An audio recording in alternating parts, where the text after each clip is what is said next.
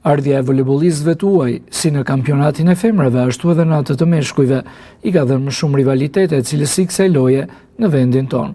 Aktualisht në fushë lejohen vetëm 3 lojtarë të huaj, ndërsa pjesa tjetër e ekipit përbëhet nga lojtarë shqiptar, të cilët duhet pranuar jo gjithmonë arrin nivelin e të huajve.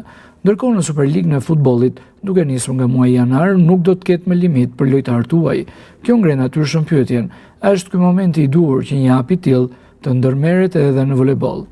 A do dëmtohen lojtarët shqiptar nga kjo hapje? Kjo mbetet për diskutim. Në këtë gjykim, lojtarët cilësor nuk do të preken, përkundrazi do të përfitojnë nga rritja e konkurrencës dhe niveli më i lartë i garës.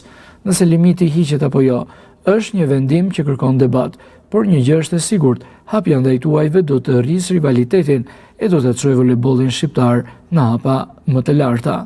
Partizani për femra e meshkuj, më vonë Tirana e Skënderbeu dhe tani Pogradeci për femra janë shembulli më i mirë i asaj se vetëm me lojtarë tuaj shkohet drejt trofeut.